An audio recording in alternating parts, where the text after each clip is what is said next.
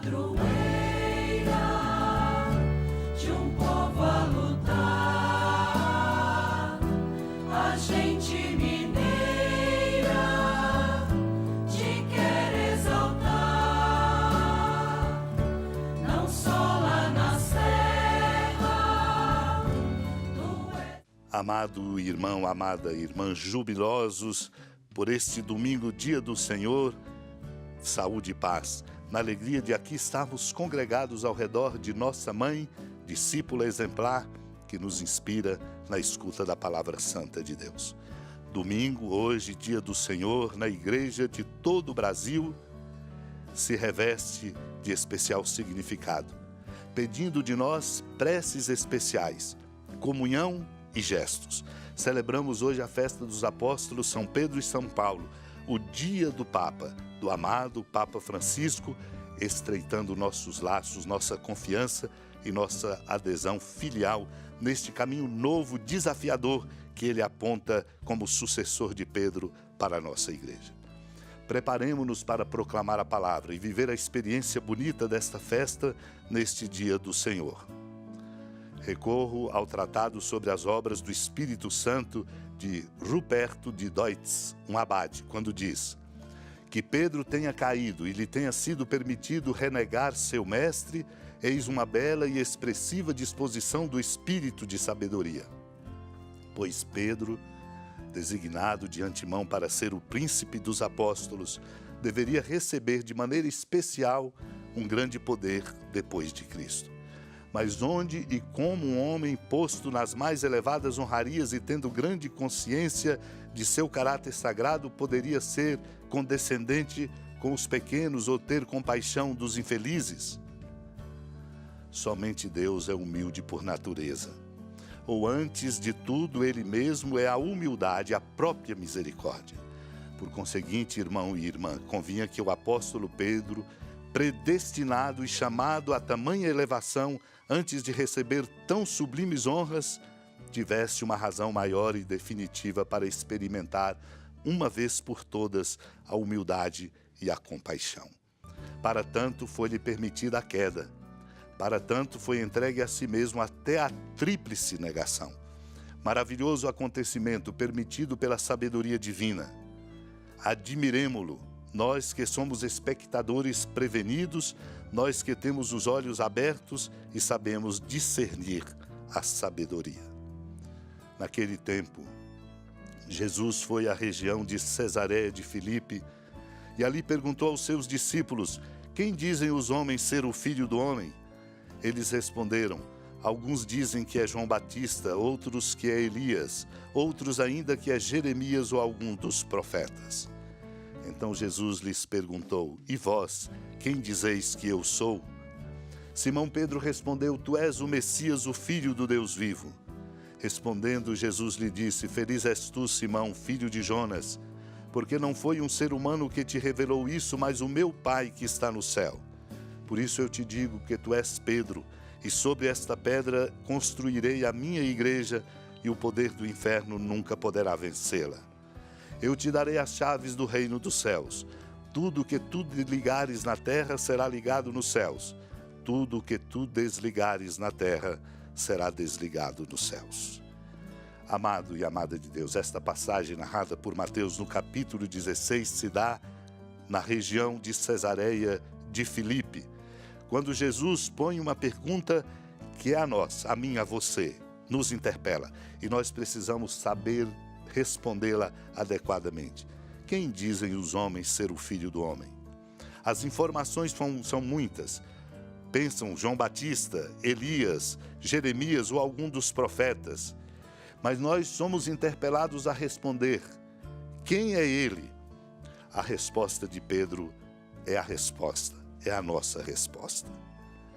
Tu és o Messias, o Filho do Deus vivo. E Jesus mostra que essa resposta não é simplesmente uma informação conceitual, mas é uma experiência, porque não foi um ser humano que revelou isso a Pedro, mas o Pai que está no céu foi quem revelou. Por isso, ele recebe uma grande missão quando Jesus lhe diz: tu és Pedro e sobre esta pedra construirei a minha igreja, e o poder do inferno nunca poderá vencê-la. E dá a ele a chave do reino dos céus, e tudo que na terra for ligado no céu o será, desligado na terra o será também no céu. Estes lugares, refiro-me a Pedro e Paulo, não foram conquistados politicamente, nem por conchavos ou razões meramente humanas. Rica é a reflexão dos sermões de Santo Agostinho quando diz que o martírio dos santos apóstolos Pedro e Paulo consagrou para nós este dia. Não falamos de mártires desconhecidos, Pedro e Paulo. Sua voz ressoa e se espalha em toda a terra, chega aos confins do mundo a sua palavra. Estes mártires, Pedro e Paulo, hoje celebrados, viram o que pregaram, seguiram a justiça, proclamaram a verdade, morreram pela verdade. São Pedro, o primeiro dos apóstolos que amava Cristo ardentemente, mereceu escutar. Por isso, eu te digo que tu és Pedro. Antes ele havia dito, tu és o Messias, o Filho do Deus vivo. Pedro vem de pedra, como cristão vem de Cristo. Como sabemos, o Senhor Jesus, antes da sua paixão, escolheu alguns discípulos aos quais deu o nome de apóstolos. Dentre esses, somente Pedro mereceu representar em toda parte a personalidade da igreja inteira. Porque sozinho representava a igreja inteira, mereceu ouvir estas palavras: eu te darei as chaves do reino dos céus. Na verdade, como diz Santo Agostinho, quem recebeu estas chaves não foi um único homem, mas a igreja una. Assim manifesta-se a superioridade de Pedro, que representava a universalidade e a unidade da igreja. Num só dia, portanto, hoje, com alegria, celebramos o martírio dos dois apóstolos, Pedro e Paulo. Na realidade, os dois eram como um só. Embora tenham sido martirizados em dias diferentes, deram o mesmo testemunho. Pedro à frente e Paulo seguiu. Celebramos o dia festivo consagrado para nós pelo sangue dos apóstolos. Amemos a fé, a vida, os trabalhos, os sofrimentos, os testemunhos e as pregações destes dois apóstolos. Deus nos conceda esta graça, supliquemos.